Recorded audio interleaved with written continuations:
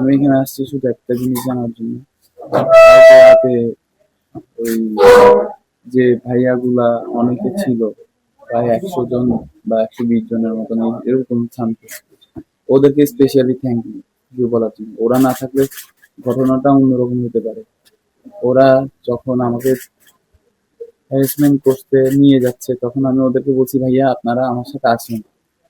ওরা আমার সাথে গেছে বিধায় ওরা অন্য কিছু করার ট্রাই করলেও পারে না।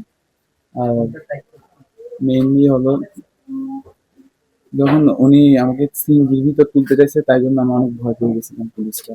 তো ওই জায়গায় ওই ভাইয়াদের যে যারা ছিল তাদেরকে স্পেশালি থ্যাঙ্কস। কারণ আমার জন্য ওরা রাত্রে 1টা বাজে, আসলে মানুষ থাকা খুবই চান্স কম কিন্তু ওখানে ছিল। ওরা আবার ওই লালখান বাজার থেকে তুলসী থানায় গেছে খুব দ্রুত। এই জন্য ওই ঘটনাস্থলে যারা ছিল সবাইকে থ্যাংক ইউ সো মাচ। মানে সাধারণ মানুষ চিনার হ্যাঁ কারণেই আপনি অনেক বড় হ্যাঁ থেকে বেঁচে গেছেন। হ্যাঁ রাইম ভাই, আপনি এটা অবশ্যই মানসিকভাবে একটা বিপর্যস্ত রয়েছে, আপনি শারীরিকভাবেও কিছুটা অসুস্থ হয়েছেন। এই ট্রমাটাইজ অবস্থা, এটা আসলে আপনার এখন পরিস্থিতি কি, বা আপনি? হ্যাঁ, আমি এখন চাচ্ছিলাম আমি একটু একা থাকতে। আমার মেন্টালি জিনিসটা আপনারা সবাই বুঝতেছেন। আমি কালকে থেকে সারা রাত ঘুমাই নাই, ওখানে ছিলাম। এই ঘটনাটা আমি অনেকবার বলছি। তো এখন আমাকে একটু স্পেস দিলে খুবই ভালো হয়। আর একটা যারা এই ঘটনার সাথে জড়িত, গতকালকে আমরা অনেকবার বলেছি এটা সত্য, আমরা সবাই পেয়েছি আপনার বক্তব্যগুলা। এই ঘটনার সাথে যারা জড়িত তাদেরকে ইতিমধ্যে সাময়িকভাবে বরখাস্ত করা হয়েছে। তাদের কি শাস্তি আপনি দাবি করবেন? সর্বোচ্চ শাস্তিটা আমি দাবি করবো, যেটা সরকারের নিবে, যেটা আইনগতভাবে আসবে, এটা সর্বোচ্চ শাস্তি, যাতে এই জিনিসটা ফিউচারে গিয়ে আর একটা মানুষের সাথে না হয়। হয়তো আমি যখন হসপিটালে যাইতেছিলাম আমার মাথায় একটা জিনিস ইয়ার করতেছিল, আমার এত পেঁচানো ইয়া ভাল লাগে না ভাই। আমি নর্মাল একটা লাইফ লাইফ ঠিক করি, কেউ সাথে ইয়া করি না।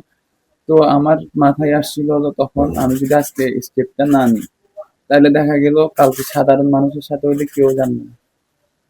আজকে যদি স্টেপটা নিই হয়তো 10টা মানুষের উপকার হবে, আমাদের দেশের জন্য ভালো হবে। তাই জন্য আমি নিচ্ছি না, আমি এই ইয়াতে যেতাম না। আরেকটা জিনিস হলো ভাইয়া, উনি হলো আমার বড় ভাই, কাজী নয়। তো উনি আমার কালার এক্সপার্ট এবং ডার্ক স্যাপ সমৃদ্ধ অরিক্স অ্যাডভান্স ডিটারজেন্ট পাউডার আপনার লন্ড্রি এক্সপার্ট। ব্যথা পাইছি ওগুলো ছবি টবি তুলছে, ওগুলা দেখাইতেছিল। ওনাকে সোর্স বানাই দিছে, সোয়েল সোর্স। উনি হলো এখন কারাগারে আছে, মানে জেলের মধ্যে আছে, আটক আছে। উনি হলো আমার বড় ভাই কাজী, কিন্তু ওনাকে ভুল নিউজ ছড়াচ্ছে। এসআই তো আমরা জানছি, কিন্তু ওসিও কি আপনার সাথে খারাপ ব্যবহার করেছিল কিনা? ওসি বা অন্যরা যারা ছিল, ওসিও ধমকে আসছে কিনা? একটু একটা কোশ্চেন মধ্যে যদি বলি, ডিসি থেকে আপনারা কিরকম সহযোগিতা পেয়েছিলেন? একসময় আমরা ভিডিওতে দেখলাম যে উঠে চলে যাচ্ছিল উনি, এবং পাশাপাশি বিভিন্ন মাধ্যমে বিভিন্ন গণমাধ্যমে খবরটা এসেছে এরকম যে আপনাকে ভুল তথ্যের ভিত্তিতে আসলে ধরা হয়েছিল, চোরাচালানের একটা ইনফরমেশন তাদের কাছে ছিল। এবং আমরা যতটুকু জানতে পেরেছি আপনার সাথে যে ব্যাগেজ গুলো ছিল, এই ব্যাগেজ গুলো আজকে সকালে আপনি ফেরত পেয়েছেন থানা থেকে, গতকাল রাতে পেয়েছেন। সেক্ষেত্রে সবকিছু ঠিকঠাক আমি আপনাকে তল্লাশি করা হয়েছে? এই প্রশ্নটা আমি ক্লিয়ার করি। আপনার নিউজ আসতে পারে, আপনি কি করবেন? একটা তো রাইট ওয়ে আছে। যখন আপনার ধরেন একটা নিউজ আসছে এরকম এরকম আসতেছে, তো আপনি ধরে কি করবেন? দাঁড়া করাবেন, জিজ্ঞেস করবেন আমাদের একটা নিউজ আছে, আপনার ব্যাক চেক করবো। অবশ্যই চেক করার রাইট আছে 100%। উনি তো আমার সাথে তো জিনিসটা এমন হয়েছে কিনা যখন ডিসিপি জানা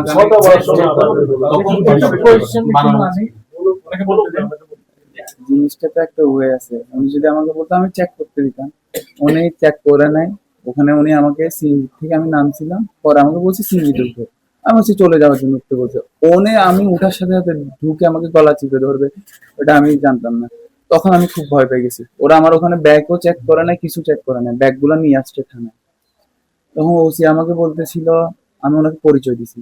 পরিচয় দেওয়ার পর উনি আমাকে বলতেছে চোখ নিচে নামাই কথা বল। এটা বলছে সাথে সাথে ওনার মোবাইলে একটা কল আসছে। কল আসার পর পরে যখন কথা হয়েছে এরপর বলতেছে ভাই আপনি বসেন। তখন ওরা শুট চেঞ্জ, ফার্স্টে কিন্তু অন্যরকম ছিল। আরেকটা জিনিস হলো ব্যাগ চেকটা, ওরা ব্যাগ চেক করতে বলে নাই, ব্যাগগুলো ওখানে ছিল সারা রাত। ওখানে ছিলাম। আমি আসার আগে প্রত্যেকটা জিনিস, আমার গ্লাভস, ব্যাট, হেলমেট, সব জিনিস, কাপড় চোপড় একটা একটা করে, একটা পিন থাকলে ব্যাগে সবগুলা বের করে ওদের সামনে দেখাইছি। তারপর আমি ব্যাগটা নিয়ে বাসায় আসছি, যাতে বলতে না পারে যে আমার ব্যাগটা চেক করা হয়নি। এটা রাতে উনি ডিসির সামনেই আমরা এটা করছি, ওনারা ভিডিও করছে, সিএনজিও চেক করছে, কিছু পাই নাই। তো উনি তো আমাকে যদি ওখানে জিনিসটা এত বড় হতো না, উনি যদি আমাকে খারাপ উদ্দেশ্য যদি না থাকতো, উনি আমাকে বললে তো আমি ব্যাগ চেক করতে দিচ্ছি। ভাই এখন তো দেশে অনেক হচ্ছে, চেকিং করে না, তো আমরা অনেকবার ধরছি, সবাইকে ধরে। তো আপনার একটা নিয়ম আছে তো ভাই, আপনাকে তল্লাশি নিব নেন, শেষ।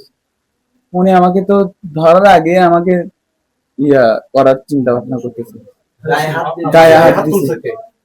এই ওনার নাম কি? শফিক। এর সামনে আপনার ম্যাচগুলোতে কোনো প্রভাব কিভাবে ক্রস তৈরি করতে আপনি পারে? কোন কোন জায়গায় ব্যথা পাইছেন ভাই? শারীরিকভাবে আমি এখন মেন্টালি তোমরা কিছু স্পেস দিয়ে আমরা শেষ করি। থ্যাংক ইউ ভাইয়া। তামিম ভাই আপনাকে যোগাযোগ করছি হ্যাঁ, তামিম ভাই কি বলেছে? ভাইয়া তামিম ভাইকে আমি রাত্রে যেখানে এই ওরা তো আমার মোবাইল নিয়ে নিছে, আপনারা তো সবাই শুনছেন, আমি কি করে বলছি।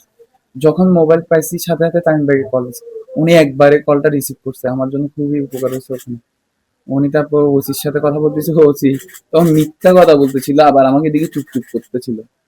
কিন্তু পরে বর্তিতে উনি বুঝতে পারছে, যখন ওরা মানুষজন আসছে, তখন উনি বলতেছে, মানুষরা বলতেছে ও তো পালানোর চেষ্টা করে নাই। আমি কেন পালাবো, আমার রং থাকলেও না আমি পালাবো। পরে সবকিছু ওরা ওখানে কথা বলছে, অফিসারকে সাসপেন্ড করার আগে ওরা ওখানে কথা বলছে না, ওনার কথা শুনে ওরা স্পষ্ট ভালোভাবে বুঝছে যে উনি মিথ্যা কথা বলতেছে, ওনার কথা একটার সাথে একটা মিল ছিল না। কালার এক্সপার্ট এবং ডার্ক স্যাপ সমৃদ্ধ অরিক্স অ্যাডভান্স ডিটারজেন্ট পাউডার, আপনার লন্ড্রি এক্সপার্ট।